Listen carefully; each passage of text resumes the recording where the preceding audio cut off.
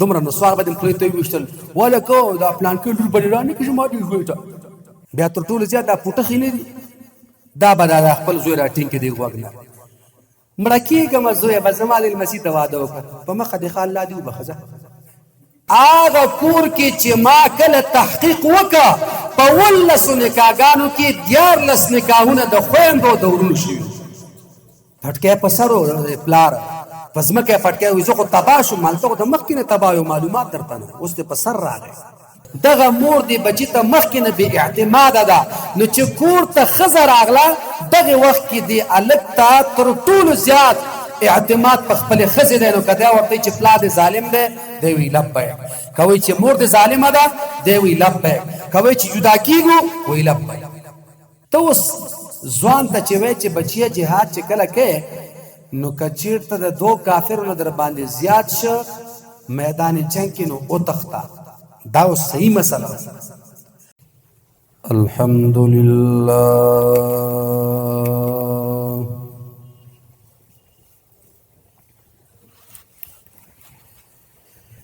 الحمد لله وكفى وسلام على عباده الذين اصطفى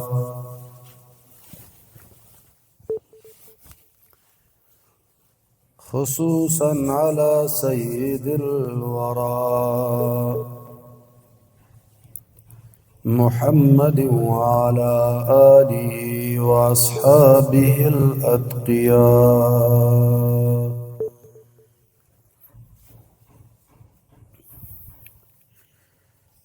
أما بعد فأعوذ بالله من الشيطان الرجيم بسم الله الرحمن الرحيم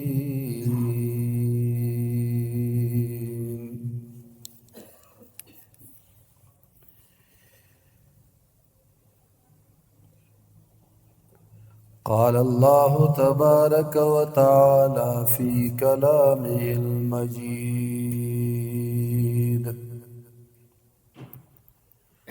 قوا أنفسكم وأهليكم نارا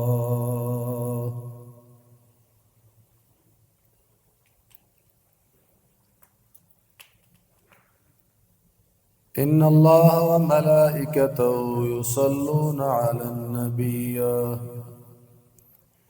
يا أيها الذين آمنوا صلوا عليه وسلموا تسليما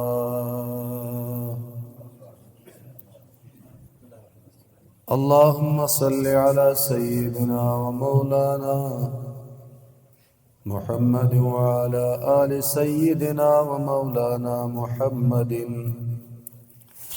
كما صليت على إبراهيم وعلى آل إبراهيم إنك حميد مجيد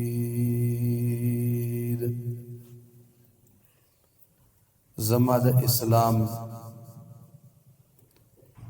قابل قدر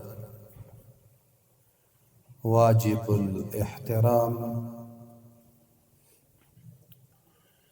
مشرانو کشرانو همزولو نوجوانانو او د حیا په پردو کې ناستو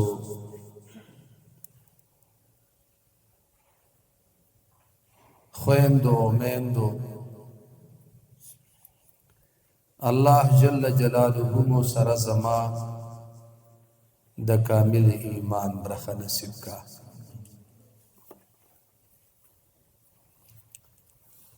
او الہ العالمین جل جلاله مو سره زما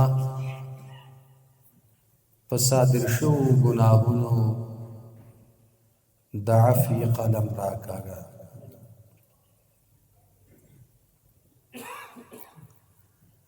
عزتمندو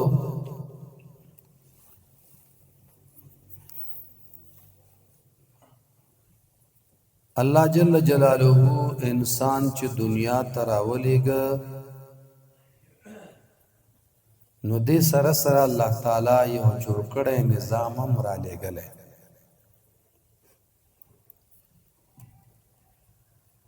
او هغه جوړ کړی نظام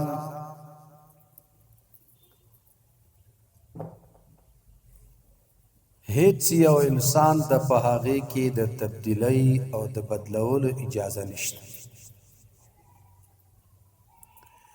ولو چې پیغمبر ولی نه وي خو د الله جل جلاله په دین کې تغیر او تبدل حق نه لري دین د الله دی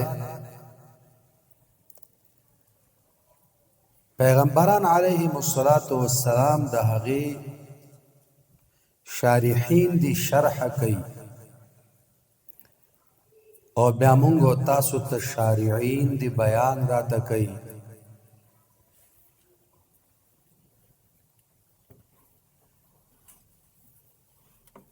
منظور می داو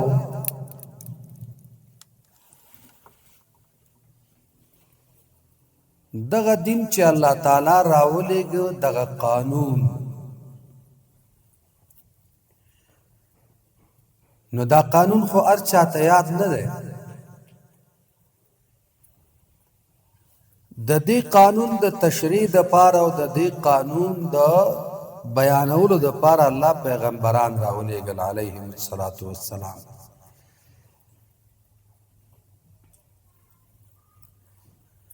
بیا د هغه پیغمبر د دور نه بعد چې کله هغه خپل هغه مهنت او خواري وکي بیا الله تعالی د هغې نائبین پیدا کړي دي هغه نائبین دغه شریعت او دا قانون مونږ تاسو ته تشریح کوي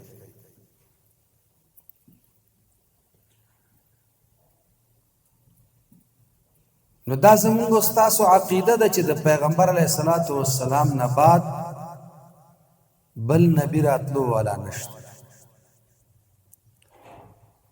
خاتم النبیین ده دې پسې بل پیغمبر نه راځي نو لہذا چې ناراضي نو نائب ته ضرورت لري خلیفہ ته ضرورت لري آغا نائب او خلیفہ به د هغې د کتاب تشریح کوي ښکاره خبره ده چې هغې ته علما وایي اوس که په عالم باندې بې باوري راغله نو د دین زده کړه بیا نه کېږي یو سړی دا وایي چې زه په خپله قرآن ته ګورم او د دین زده کړه کوم ان خیال استو محال استو جنون دا لیونتوب دی ځکه صحابه عرب ول قرآن په عربی ژبه راغی ولې د پیغمبر تشریح ته ضرورت لري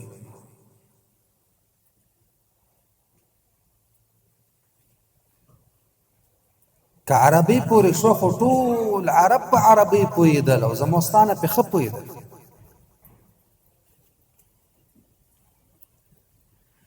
د دې یو ټکي د اصل پیدا کېدو دپاره مفسرینو خواریانې کړي دي چې د دې صحیح معنا خلکو ته وړاندې کړي نو په علماو بې باوري په کار نه ده دا د ځان تباهي ده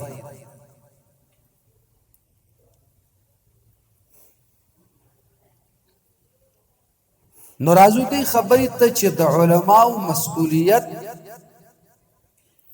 د عوامو مقابله کې څه شی دی خصوصا د ځوانانو نوجوانانو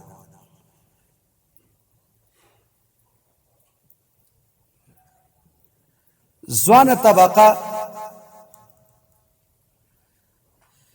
دا خاوند د انرژي وي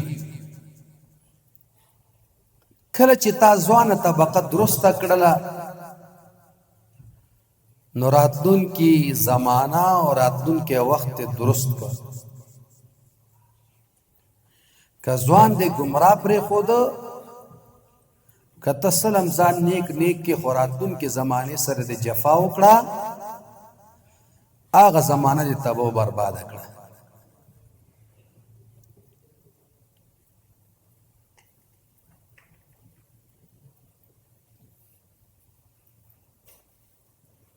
عمرو بن العاص رضی الله تعالی عنه طواف کو د بیت الله شریف نه.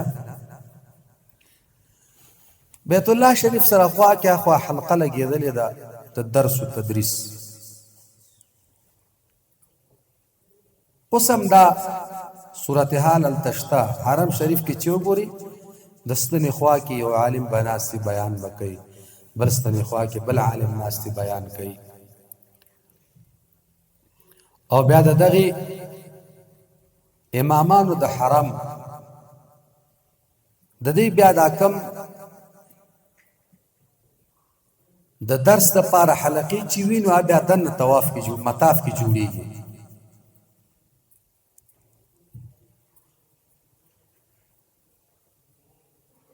زه چې عمرې ته تللی وم طواف مې وکړ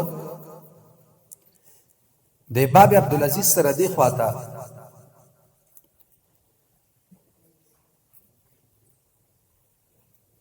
څه خلک راته و دلته کېناستل لمونځ قاري عبدالرحمن سدیس ورکړ.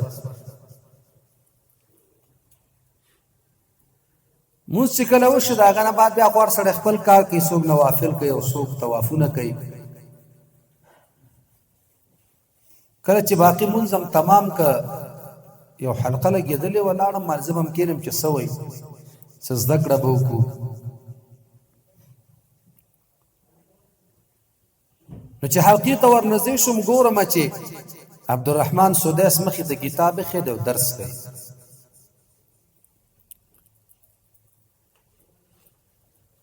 نو ما ته دغه د عمرو بن العاص رضی الله تعالی عنه دا واقعه هلته را په سترګو شوه.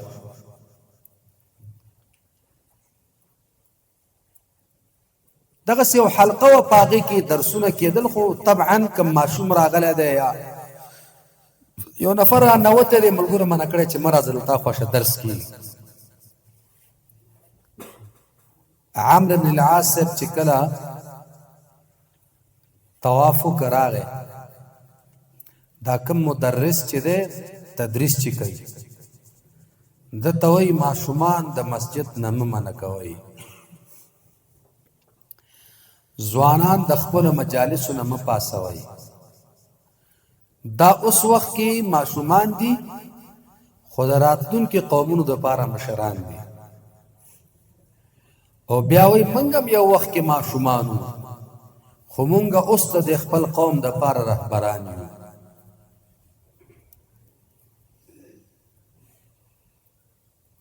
نو بعضې خلک دي هغوی ماشومان د مسجد نه مباسي او بدره دې ورته وایي. دا یاد لري حدیث کې ماشوم منع راغلی چې مسجد کې مه پرېږدئ، خو هغه حدیث کې دوه کسان یاد دي. هغه دوه کسانو کې ګورې دا یاد لري نبی علیه السلام فرمایي تاسو ماشومان او لیوني مسجد ته مه پرېږدئ. معنا څه ده؟ یعنې هغه ماشوم چې دا په مثل د لیوني دومره وړوکی چا په خو بدو نه پوهېږي نو هغه مسجد کې مه پرېږده. باقي واړه معصومانو باندې غصه کېدل یا د مسجد نه ویستل دا د دین سره جفا ده. ګوره ما ته بعضې وخت کې بعضې مقتدیان وایي صاحب ته په دې ماشومانو باندې ډېر خفه کېږي یا تیز لاړ شي د قوم سره. زه نه، دا صحیح ده زموږ دپاره ماشومان دي خو راتلونکي وخت کې د دې قوم دپاره بیا رهبران دي. ګوره ماشوم سره مینه وکړئ، ماشوم ته دین وښایئ. او دا چې تر دې وخته پورې چې مراهق دی تی مسجد ته نه پرېږدي، د مراهقۍ نه بعد شیطان نه پرېږدي چې ځوان شو نو بیا دې مسجد کې بلا غواړي چې راځي او بیا نه راځي. بیا که هر یو فن کې دې ور داخل که دی به د جماعت او د مسجد او د امام او د عالم مخالف کوي او د قرآن ځکه د دو سره څه واسطه نه پاتې. او که چیرته د عالم سره په څنګ کې نوجوانان را لوی شول، دا معصومان را لوی شول. د حسنین واقع تاسو نه اورئ چې مسجد ته ورغی نبي علیه الصلاة والسلام د منبر نه ورته راکوز شو.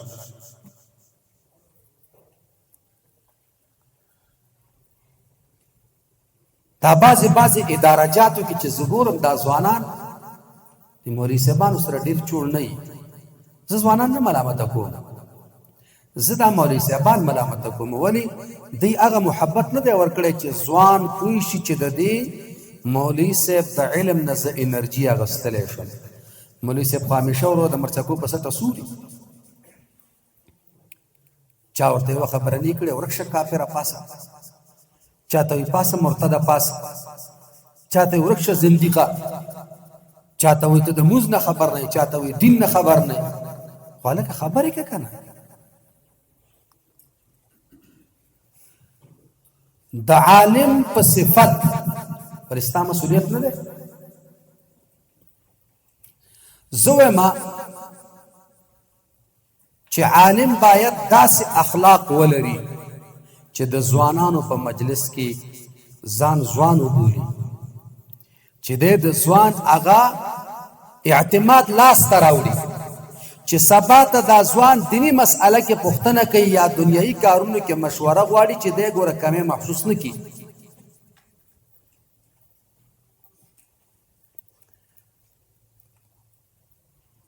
نو موږ خو دومره حتی اندازې پورې بعضې درته یادوم د ماسومانو سره مینه نشته، ماسومانو سره نفرت، ځوانانو سره نفرت. بس یو څو سپین ږیري د ځان نه توکړي او مغلته ناست دي. هلکه سپین ږیري خو هسې هم دینداره دي، سپین ږیري خو هسې هم دینداره دي. هلکه سپین ږیري اغلا کوي، جواب راکوي، جواب رانغی. سپین ږیري اغلا کوي، الله مکه سپین ږیری زنا کوي. اخو ځکه بدن انرژي ختمه ده، هغه یوازې عبادت کوي. که غلا وی، که زنا وی، که بله ګناه وی، ځوان یې په ښایسته محبت سره کوي. نو ته ځوان کنټرول کا، د ځوان سره داسې محبت وکړه چې ځوان وایي دا زما د مسجد امام دی، چې ستغه اوزګار وخت ستا نه غیر د بل چا سره تیر نه کړي. نن خو چې ځوان اوزګار شي هر سره په جیب کې سنیما ورسره پرته ده. تاسو د دې ادارو والا به لیدلي بعضې شعباتو والا، که د ټلویزیون والا یو، که د راډیو والا یو، که د بلي دوی پارسي چې پروګرام جوړوي، خو چېرته په دې باندې پروګرام جوړ نه کړي چېرې مولوي صاحبانو یا د علماو د ټولنې ته خدمت څه کړی دی. د مور د خدمت باره کې هغه وخت کې چې ګرځي راګرځي لاس کې به یې میک نیولي هر چاته نیو نیې کوي، هلکه مور، هلکه مور، هلکه د معلم ورځ او د پلانکي ورځ. خو د عالم نشته. ولې نشته؟ چې د عالم سره واسطه نشته. نو که دې مولوي صاحب د ده سره خپل د وجود د علم انرژي ورسره مصرف کړی وی، نن به د ده ورسره محبت وی. بعضې مولوي صاحبان وچ کړس تقوادار وي، وچ کړس. هسې که دې ورته وویل چې یاره صاحب دا یو سړی دی راغلی دی او ګیریا نشته، ستاسو سره یو څو خبرې مینه محبت ستاسو سره دی کیني، ګیریا نشته، نه پاسک لرکه ورکه درکه. و مولوي صاحبه پلانکي سړی نه و چې ډزې کړې وه، سړی چې پاس یا بلې مړ کړه، هغه راغلی مسلې پوښتنه کوي، و قاتل راولې وځه ورکېږه. نو سبا ته قاتل هم ترې نه زړه توري، د ځوان هم ترې نه زړه توري، ځکه چې مولوي صاحب خپل مسؤلیت نه یې ادا کړی. یوازې تاسو ګرم نه یې، موږ هم ګرم یو. ولې؟ وجه دا ده چې موږ خپل مسؤلیت په صحیح توګه نه دی ادا کړی. د رسول الله مبارک دسترخوان چې به هوار شو، د روم نه به یو صحابي ناستو، د مکې نه به یو صحابي ناستو، د حبشې نه به یو سړی ناستو. دا ټول صحابه، دا ټول ګلان رسول الله مبارک په یو بڼ کې رالوی شوي ګلان جوړ کړي. زه وایم ای هغه مولوي صاحب چې ته د هر چا نه کرکه کوې، ولې؟ د نبي علیه صلات وسلام د صحابهو د دې نه مخکې چې ایمان یې راوړی وی، ولې د دوی نه غلا نه وه شوې؟ ولې دوی به چېرته داسې عمل نه و کړی چې هغه به د الله د خفه کېدو لامل و آیا دوی به داسې ګناهګار نه ول هغه خلکو چې چا پې حکومت نه کو خو چې کله رسول الله مبارک د پیغمبري غیږ ورته خلاصه کړه نو بیا ترې هغه مخلوق جوړ شو چې اوسېدل په ځمکه خو د عرش نه پې الله جل جلاله سلامونه رالیږل همغه ګناهګار خلک لال او مرجان ته جوړ شو نن زم د معاشرې ځوان که څومره بد عمله دی خو که چېرته د ده سره علماو محبت شروع که یا علماو خپل مسؤلیت وپېژنده انشاءالله د راتلونکي قوم دپاره به دوی رهبران وي مولوي صاحب خو ډېر لرې پرېږده پلار خپل مسؤلیت نه ګڼي پلار ته چې کله شکایت وکړي چې ماما دا زوی د ځوانان دي پرېږده څه پې کوې و ماما دا زوی هلته د غلو سره ګرځي ځوانان دي پرېږده موږ هم داسې ډېر کارونه کړي نو بیا چې کله بیخي په څلورو شي نو بیا رامنډه کړي نه پوهېږم نو وایي زه خو ما خو داسې نافرمانه نه وم چې څنګه دا زوی مې چا ته راغلی یقین کوم تا ته راغلی ولا که دومره نیک سړی لکه څومره چې ځان نیک معرفي کوي یو سړی د خپل زوی نه پوښتنه وکړه ورته یې بچیه وایي مکتب کې امتحانونو کې کامیاب شوې که ناکامه هغه ورته ویلي وایي د قومندان صاحب زوی هم ناکامه شو ورته یې بچیه تا یادو وایي د وکیل صاحب زوی هم ناکامه شو ورته وایي چې زویه تا یادوم ته کامیاب شې که ناکامه وایي زمونږ د کلي د ملک زوی هم ناکامه شو آخره کې پلار یې پکار شو وایي خو قمقل بچیه درته یم چې ته څنګه شوې نو ورته یې پلار ته کوم افلاطون ستا زوی هم ناکامه دی زه وایم که چېرته پلار خپل مسؤلیت په صحیح توګه ادا که بچي ته خپله مرتبه وښیه چې زه د پلار یم باقي بچي سره د ملګرتیا په صف کې اوسېږه چې د بچي د راز نه خبر شي او دا چې بچی تا سره ناستې په کور کې او تا ورته په تندي باندې 12 لیکلي او نسوار دی په هغه ورځ نه کور کې څوک ځان سره پرېږدي هم نه نو ضرور دا زوی به دې لګیا بل ته به خپل حالونه وایي بل ته به حالونه وایي که نه ته رازدار جوړ شه د خپل بچي چې بچی در سره راز شامل من کې دومره غټ عیب پروت دی ګوره من چې خپل بچي ته واده کوو که نه یوه جنۍ ورته په نکاح اخلو نو په خپله نه وایي چې زویه کښېنه چېرته دې خوښه ده که څنګه مخ راته وکړي وجلې او مور ته یې مخ راته وکړي وجلې او هغه مردګو زونه پوښتنه وکړه چې چا لور غواړي ښه چې بیا هغه ورته وایي چې سړي هغه پلانکۍ یې غواړي دا رزیله ما ته راغلی چا نه سترګې نه شړي چې هماغه بچی په څلورو روان شي دا خو د شریعت کار دی کښېنه بچیه دغه زمانه ستا د تعلیم وه تعلیم دې وکړه اوس غواړم چې ستا کور آباد کم بچیه وایه د چا سره دې فخر که چېرته په غلطې جنۍ باندې ګوته کېښودله نو تا خپل د مخکې اعتماد بچي ته ورکړی او ته به چې بچیه د دې خلکو کار او تاریخ درست نه دی ها درته بېرته وایي چې صحیح ده پلار او کدا په غایب کې هغه د یو جنۍ انتخاب وکړو ته مخالفت وکړو خدای شته چې سر دې در باندې وران کړي ځکه هغه په تا اول نه بې اعتماده دی چې دا پلار زما خوشحالي نه غواړي تاسو په دې پوهېږئ دا بچي ولې د پلارانو نه جدا کېږي د میندو نه ولې جدا کېږي وجه دا ده چې دغه پلار دې بچي ته مخکې نه بې اعتماده دی دغه مور دې بچي ته مخکې نه بې اعتماده ده نو چې کور ته ښځه راغله دغه وخت کې دې هلک ته تر ټولو زیات اعتماد په خپلې ښځې دی نو که دی ورته چې پلار دې ظالم دی دی وایي لبیک که وایي چې مور دې ظالمه ده دی وایي لبیک که وایي چې جدا کېږو وایي لبیک او که تا بچي ته اعتماد ورکړه انشاءالله چې بیا به داسې نه وي علماو ته هم وایم و مولوي صاحب ستا مقتدي ولې پردی سړی ګمراه کړي و مولوي صاحب ستا خلاف ولې یو سړی ستا مقتدي راپاڅوي وجه دا ده چې تا مقتدي ته هغه محبت نه دی ورکړی ته مقتدي ته هغه محبت ورکړه چې دی ووایي سبا ته څوک د خپل عالم صفت کې دی وایي چې زمونږ د مسجد استاد واه ماشاءالله ډېر ښه اخلاق لري. نو د علماو مسؤلیت دا دی چې د ځوانانو ښه تربیت وکړي. د هغې تربیتونو نه یو تربیت دی وعظ.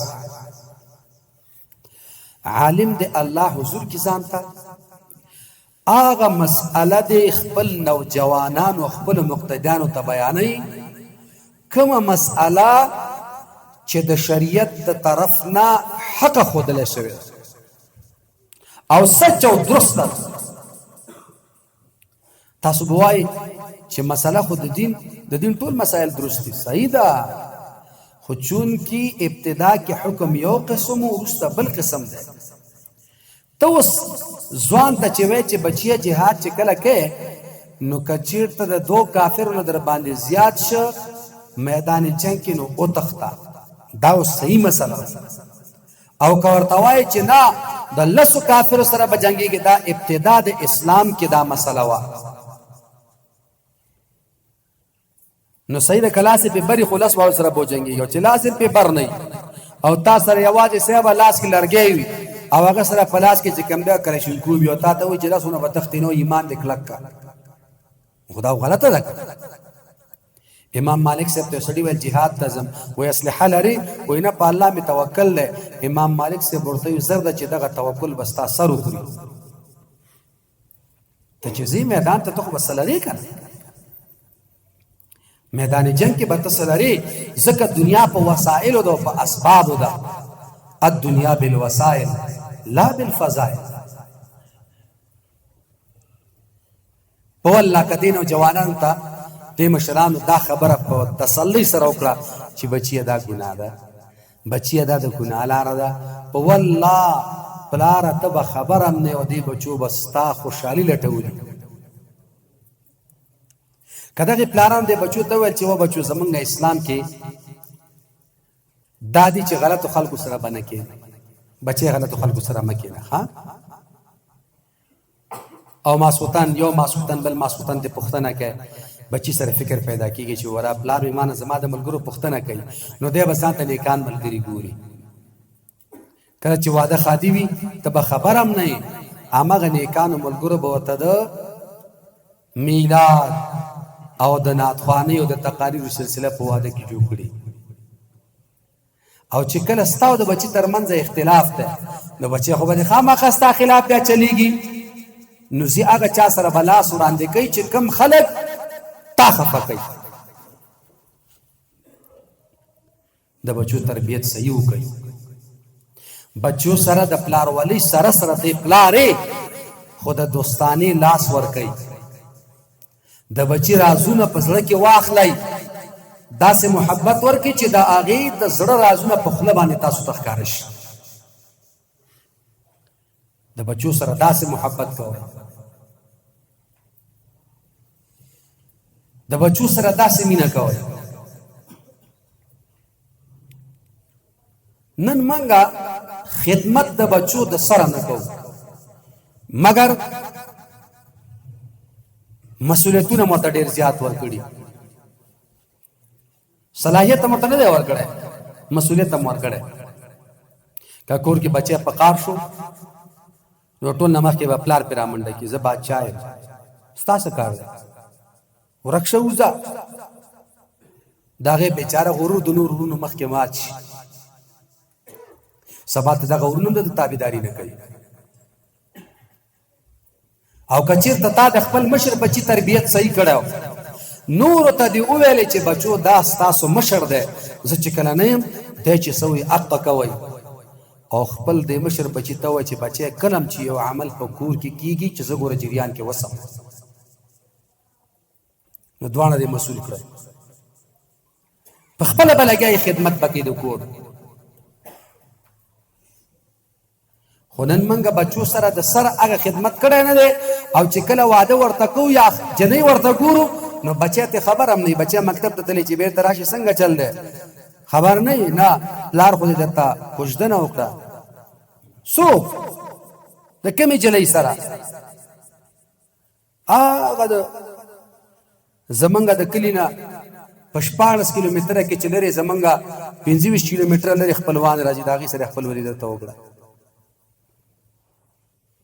اسلام کې خو دا هم شته که نه چې یو جنۍ سره رشته کېږي د یو هلک یو نظر به یې ګوري. په دې تاسو ته ما بیان کړه، په دې باندې باقاعده د صحابه کرامو اعمال ما پیش کړي او په دې باندې صاحب د مشکات مستقل باب تړلی، باب النظر الی المخطوبه. یو سړی چې یو چا سره یوې جنۍ سره نکاح کې هغې ته مخطوبه وایي، هغې ته یو نظر کتل څنګه دا به یو نظر ګوري، ځکه ټول عمر به بیا خراب تېرېږي. نو چې د یو نظر کتل بیا ته پوښتنه وکړي چې دغه جنۍ سره ستا نکاح کوم او دی درته وایي چې او صحیح ده او وروسته مخالفت کوي، نو ته نه خپله به دا څوک راغلی په دا خوله به ځان وایي چې دقې خولې ورته اقرار کړ. نن بچی زمون خبر هم نه.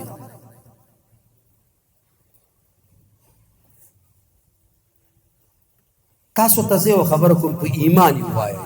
موږ ته خو دا مسله معلومه ده، خو تاسو به هم معلومه انشاءالله. موږ ته راغلی ده ډېره ځکه ما ته ډېر مسایل داسې راغلي، یقین د الله په ذات وکئ چې هلک او جنۍ وروسته د هغې نه چې کله 4-5 بچي شوي د هغه نه بعد معلومات شوی چې دې جنۍ ته او دې هلک ته پلانکي زنانه شودې ورکړي، ورور او خور ختوي. دا مسؤلیت د چا دی؟ دا ولې د پلار نه دا ولې د مور نه؟ اوس چې دا مور او دا پلار وایي چې او دې ته بختور ترور ورته شودې ورکړې وي، یا ورته پلار وایي چې او دا خو زما پلانکي ملګری و د هغې ښځې ورته شودې ورکړې وې او یو وخت کې تا جړلې تا ته هم شودې درکړې وې، نو دا خو ځوان و، د ده خو په سترګو باندې د خواهشاتو پټۍ وه، دغه معلومات به تا کړی و که نه؟ دا بې مسؤلیتي نه ده؟ زه درته نه ښایم، مسله درته وایم، خبره درته وایم. یو کور چې د هغې نه موږ ته مسئله راغله، ما د شودو مسله بیان کړې وه په ټلویزیون باندې، بیا هغې نه بعد دا مسله ما ته راغله و چې موږ خو داسې ډېر زموږ کور کې 19 ودونه شوي، 19 سړي ویلې. ما ورته ما ته لیکل راوړه، لیکل یې راوړه پلانکی د پلانکی دا ټول جنکیان نومونه یې اخیستي وو، د هلکان نومونه یې هم اخیستي وو چې دوی سره نکاحونه شوي. خو بیا په دې کې چې کمې زنانه کم ته شودې ورکړي، کمې زنانه کم هلک ته شودې ورکړي، کمې زنانه کمې جلۍ ته شودې ورکړي، تاسو یقین د الله په سات وکئ هغه کور کې چې ما کله تحقیق وکړه په 19 نکاحګانو کې 14 نکاحونه د خویندو د ورونو شوي، 14 نکاحونه. نو ما ته وایي پټکی په سر و پلار په ځمکه یې پټکی وایي زه خو تباه شوم، هلته خو د مخکې نه تباه یو معلومات درته نه، اوس دې په سر راغی، تا دا معلومات کړی و که نه؟ حجره کې ناست وي دومره نسوار به دې خولې ته وویشتل ولکه دا پلانکي لور به دې رانکړي زما دې خولې ته، ورته به څه در به یې کړم درته زه. ښځې په کور کې چې لا یو بل ته وایي دا ستا په خېټه چې کوم څه دی که دا هلکو او زما په خېټه جلۍ وه دا به زه هغه ته ورکړم او هغه به ده ته ورکړم، صحیح ده. بیا تر ټولو زیات دا پوټخې نه دي، دا به دا خپل زوی را ټینګ کړي دې غوږ نه مړه کېږمه زویه به زما د لمسي ته واده وکړه په مخه دې ښه الله دې وبخښه. ولې ته لکه چې د دې لمسي د دې واده نه یا د دې د کوژدن نه مخکې مړه کېږې نه، تحقیق ته انسان نه پرېږدي، سبا ته بیا همدې سر ته ناست وي او جاړي.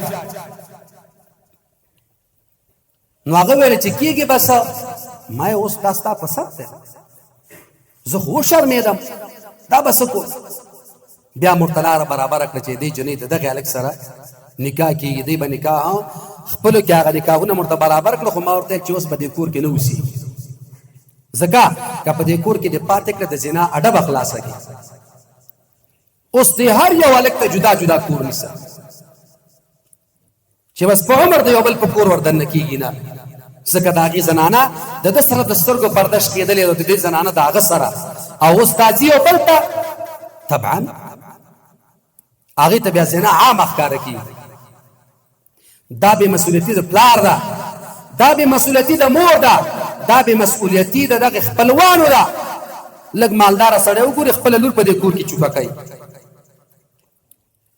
او یا چېرته که مالک هسې خوار شوی یو جنۍ یې وکتله چې لږ هسې مخ باندې کریم پوډر وهلي او بس دا پسې مړي بس ته قسم د لیلا مجنون زامن دي، ته قسم د فرحات زوی دی کنه ځان وجنی را وجنی په شیرینی باندې اس عاشقان ځان جوړ کړي د الله بندگانو.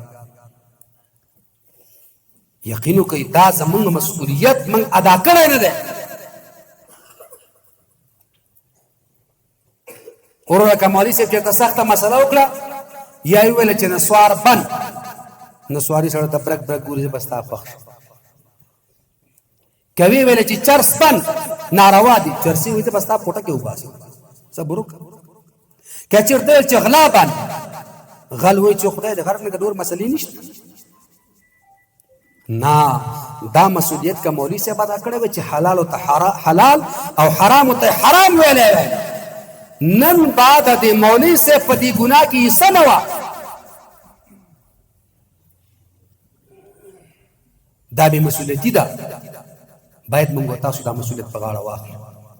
نن پورې چې هر څه شوي خیر دی، نن نه بعد صحیح ده که نه؟ انشاءالله هر څوک خپل مسؤلیت ادا کوي. کم از کم بچی چې کور ته راځي د شپې ته یو پوښتنه کوي بچی چېرته ناست وې، ملګري دې څوک دي، چېرته تللی وې. لږ کوشش وکړه خواري وکړه چې دی درته وایي چې زه ځمه کورس ته ځم، یو ځل ورسره خواري وکړه لاړ شه. وګوره چې دی هلته څه شي ته ځي، کورس خو دی خو چې د څه شي دی، دا مسؤلیت خو ستا په غاړه ده که نه؟ بهر تقدیر عزتمندو، د ځوان د خوشحالۍ او د ځوان د برابرېدو دا مسؤلیت زمونږ په غاړه دی. سپین ږیري خو ما ویل خو زمونږ هسې مشران دي، خو هسې دین ته تړلي دي، بس اخو عبادت کوي. ځوان راواړوه په عبادت باندې، ځوان راواړوه په دیندارۍ باندې. سبا ته که د یو دهري سره د مقابله راځي نو مولوي صاحب ستا اوږه به په ځوانانو قوي کېږي. سپین ږیری چې ځان په مجلس کې وي چې دغه ډېره ده نو تا دپاره خو جنګ نشي کولی. سپین ږیري باعزته کېنوه. بهر تقدیر الله دې زموږ ستاسو ټولو په حال باندې رحم وکړي. عزتمندو، د اتل په نوم باندې چې یادېده شاپور زادران صاحب، الله دې وبخي، الله دې ورته جنت الفردوس نصیب کړي. خاوند د مرګ د ځوانۍ راکې چې لوی واړه مې د ځوانۍ ارمان کوي نه. کرکټ به ځان ته پرېږدو، لوبه به ځان ته پرېږدو، بیا ورپسې زمونږ او ستاسو دې وطن ته کوشش او محنت یې کړی او د خپل وس مطابق چې کوم ویاړونه راوړي د دې وطن دپاره یې کړي. دې وطن یو بچی د هغې د پلار دا حوصله ما وکتله، داسې یو عجیب حیران کن بدماش او بدماش ساتي. خاوند د مرګ د ځوانۍ راکې چې لوی واړه مې د ځوانۍ ارمان کوي نه. ځوان انسان خفه کي، نور خو حق لاره ده، څوک هم ترې بچ کېدلی نه شي. بیا ورپسې زمونږ او ستاسو دې وطن ته کوشش او محنت یې کړی او د خپل وس مطابق چې کوم ویاړونه یې راوړي د دې وطن دپاره یې کړي. دې وطن یو بچی واقعا ته زړه نه پې خفه یم. دې دپاره چې داسې خلک چې د لاسه ورکوې نو د ځوانانو حوصلې لا کمیږي. منظور مې دا دی چې په یو نیک نوم باندې لاړ، څومره ښه خبره، په یو نیک نوم. کرکټ به ځان ته پرېږدو، لوبه به ځان ته پرېږدو. هر یو انسان نه ګناه او خطا کېږي. کېږي که نه کېږي؟ هلکه جواب رانغی. ګناه او خطا دار چا نه کېږي که نه؟ مونږ او تاسو هر یو له ګناه او خطا کېږي. ګناهونه دي الله دې ورته بخښنه نصیب کړي، خدمتونه دې ورته الله قبول کړي، او دغه کوم مرګ چې الله د ځوانۍ ورکړه الله تعالی دې پرې رحم وکړي او الله دې جنت الفردوس ورته ورکړي. وارثین ته دې الله تعالی صبر جمیل ورکړي. واقعا سړی پې ودرېږي.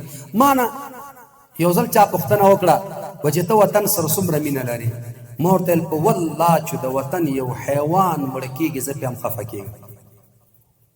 بې ځای چې مړ کېږي زه پې خفه کېږم. ولې؟ الله تعالی فرمایي ما تاسو ته په دې کې نفع پیدا کړي، یو ورځ نه یو ورځ به دې وطن دپاره پکاري. او دا اعتراض ګوره څوک ونه کړي چې والا مفتی صاحب خو د وطن دپاره ډېرې اسلام کې خو سرحدات نشته. ما خو مخکې هم دا ویلي من اسلام کې سرحدات نه منو، خو چې څوک را سره ونه مني، څوک را سره ونه مني. زما په دې کې پوهیږئ ولې زه درته وایم چې د هر ځای مسلمان راځه، زما د زړه دروازې درته خلاصې دي. ته خدای زه مسلمان یم که کافر؟ جواب راکړئ. مسلمان یم. زه بغیر د پاسپورټ نه پاکستان ته تللی شم، زه بغیر د پاسپورټ نه ایران ته تللی شم، نو سرحدات خو تا را معلوم کړو، ما خو نه دي معلوم کړي. نو چې سرحد دې را معلوم کړه، د خپل وطن حیوان هم زه قدرمن ګڼم. د دې خپل وطن گمراه کوي، په خپل ځای به وي، الله ته به جواب کوي. خو د ګمراه مقابله کې چې ګمراه جواب ولیکي، هلکه ملا جواب کولی شي؟ جواب راکوي. بدماش او بدماش ساتي. اوس که د بل کلي یو بدعمله سړی پاڅېد او د مولوي صاحب مقابله کې خبرې وکړه، مولوي صاحب ته څه ضرورت دی چې ورته خبرې کوي؟ خو زمونږ د کلي کوم بدعمله به یې که نه اګر پسې غږېږي که جواب یې ترکي به ترکي. او دا چې اوس هغه یو سپک سړی لګیا دی، د دې خوا نه مولوي صاحب یې لګیا ردونه کوي، دا صحیح خبره نه ده، دا درسته خبره نه ده. منظور مې دا و عزتمندو، خپلو کې مینه وکړئ، خپلو کې محبت وکړئ، خپلو کې مسؤلیت وپېژنئ. د بچو مسؤلیت په غاړه دی، د ښځو مسؤلیت هم په غاړه دی، د دې قوم او رشتې مسؤلیت هم په غاړه دی. او د هغې خلکو نه هم ډېر شکریا ادا کوم چا چې ورسره مرسته وکړه، ځکه دې سره د عوامو محبت پیدا کېږي. د حکومت هغه وګړي چا چې خدمتونه کړي، الله دې ټولو ته اجر ورکړي، خدا یو قسم ته محبت د عوامو زیاتوي. محبت د څه شي زیاتوي؟ د عوامو زیاتوي. نو بس عوام ته پکار ده چې د حکومت خلاف نه کوي، او حکومت ته پکار ده چې د عوامو خلاف نه کوي، نو وطن به جوړېږي. نور باقي اختلافات به لرو تر منځه، اختلاف زم لرم تیم لرې، د ورورولۍ په فضا کې به تم حل کې او زه به هم حل کوم. او چې ته په ما اعتراض کې خو ورور مې یې که نه، ګیله د دوست نه راځي که د دشمن نه راځي؟